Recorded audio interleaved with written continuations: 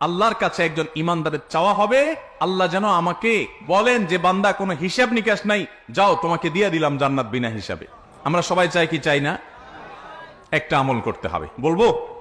আমি মক্কায় একবার এক ভাইয়ের কথা বিভিন্ন সময় আমি বলেছি, যিনি হোটেল ব্যবসা করতেন, আবাসিক হোটেলে।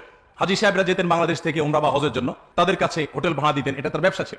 তো করোনার ঠিক আগে এই লোকটা হঠাৎ করে আমাকে বললেন যে ভাই মনটা খারাপ, বহু বছর আমি এই হোটেলটাতে ব্যবসা করি, মালিক সৌদি মালিকের সাথে আমার ভালো সম্পর্ক, তো আমি যে এই হোটেলটা সারা বছরের জন্য 1 মিলিয়ন রিয়াল দিয়ে ভাড়া নেই, আমার এই স্বদেশী আরেক ভাই, বাংলাদেশি আরেকজন, সেই মালিকের ফুসলায়া ফাসলায়া আরো 2 লক্ষ রিয়াল বাড়াই দিয়া সে হোটেলটা নিয়ে নিস। আমি 1 মিলিয়ন দিয়ে নিয়েও ব্যবসা ভালো করে করতে কষ্ট হয়, তারপর হারামের পাশে আছি, বেঁচে আছি, আল্লাহ শুকর। কিন্তু সে আরো 2 লাখ বাড়াই দিছে, তাকে দিয়ে দিছে, সেটা ব্যবসা আসলে করতে পারবে না, আমার ক্ষতি করা তার উদ্দেশ্য হয়তো বা। তো মন খারাপ, আমি দেশে চলে যাচ্ছি। লোকটা অনেক মন খারাপ করছেন যে এত বছর ছিলাম মক্কায়, আল্লাহর ঘরের পাশে ব্যবসা করতাম, আরেকজন এসে আমাকে ল্যাং মেরে আমার ব্যবসা থেকে আমাকে সরাই দিল।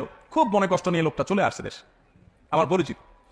তো দেশে আসার পর উনিও দেশে আসছেন, এরপর পৃথিবীতে করোনা এসে হাজির, এবং করোনার কারণে 2-3 বছর পর্যন্ত যখন হজ উমরার ব্যবসা সব বন্ধ, ওই যে বেচারা তাকে ল্যাং মারার জন্য আরো 2 লাখ রিয়াল বাড়াই দিয়া ওইটা ভাড়া নিয়ে নিছে অগ্রিম।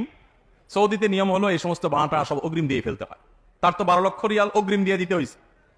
ওই 12 লক্ষ রিয়াল পুরোটাই জলে। পরবর্তী আরো 2 বছর কোনো হাজি নাই, উমরার যাত্রী নাই, তার ব্যবসা পুরোটাই লাডে। আর এই বেচারা যদি ওই সময় তার এই ক্ষতিটা না হতো, তাহলে তার 1 মিলিয়ন পানি হয়ে যেত। সে বরং ওই টাকাগুলো নিয়ে দেশে চলে আসছে।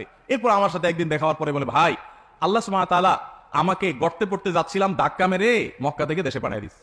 এক ধাক্কা দিয়া মক্কা থেকে আল্লাহ তাআলা আমাকে পাঠিয়ে দিছে।